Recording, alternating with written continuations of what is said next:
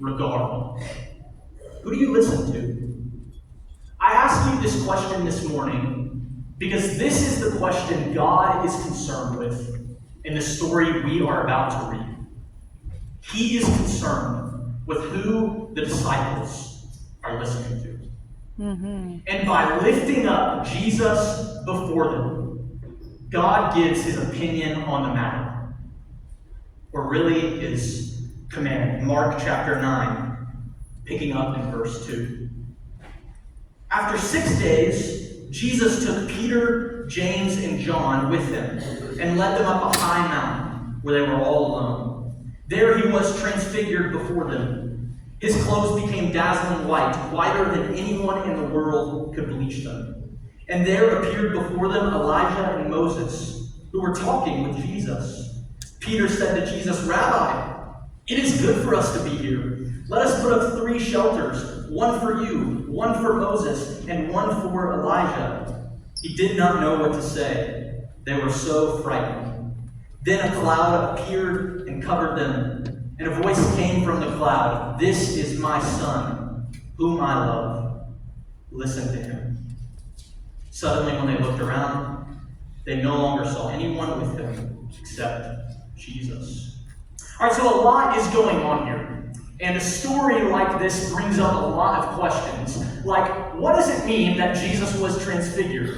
And what are Moses and Elijah doing there? And for that matter, who even are Moses and Elijah? And to be honest, Peter, James, and John probably couldn't have told you what was going on either. In fact, Peter is so frightened that he just looks at Jesus and is like, "Rabbi, you want me to build something for you?" So amazed. He just wants to build something. Which, by the way, one of the things that Rick has taught me as an intern this summer is that if I never have anything to say as a preacher, I can just talk about wanting to build something for the church, like a building or something. He hasn't actually taught me that, just to be clear. But you get the sense there's a lot going on here. And so I think it might be helpful for us to move through this text moment by moment. And so verse 2 tells us that after 6 days, Jesus took Peter, James, and John with him and led them up a high mountain where they were all alone. So 6 days after what? Well, about a week before this moment, Jesus gives the disciples some teachings that are hard to swallow. He tells them that as the Messiah, he is going to be rejected by the elders and the chief priests and the teachers of the law, which are the leaders of the Jewish people, and that he's actually going to be delivered up to be crucified by the Romans. And this is a hard pill to swallow for the disciples, because a Messiah that is crucified and then rejected wasn't in the job description they had for their Messiah.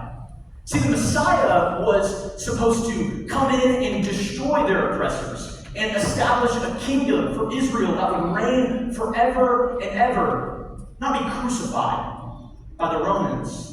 And so this is such a hard pill to swallow that Peter thinks Jesus has lost his mind. And so Peter pulls Jesus aside and he rebukes Jesus. But Jesus stands by his word and he looks at the disciples. And then he looks back at Peter and he rebukes Peter and then calls him Satan. So all of that takes place in Mark chapter 8, verses 31 through 33. And I'm going to pause here for a moment and point something out. You know, a lot of us are more like Peter than we would like to admit. And maybe we don't rebuke Jesus, but whether we would like to admit it or not, we have our own agendas for him. We say that he is Lord, but then we want to define what that means for him and for us. We want to define the terms of our relationship with him. And the issue is that when we have our own agendas for Jesus, it hinders our ability to hear him clearly. See, in the same sentence where Jesus tells the disciples that he's going to be rejected and crucified, he also tells them that he's going to rise again 3 days later. But Peter is so lost in his own agenda for Jesus that he doesn't even hear or understand the part about rising again. He just wants to rebuke Jesus for the part of Jesus that Peter doesn't like.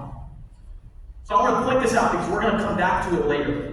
But for now, let's continue with the story. After Jesus tells his disciples what it means for him to be the Messiah, and then puts Peter in his place, he's going to go on to teach the disciples what it means to follow the Messiah. He says this in Mark chapter 8, 34 through 38.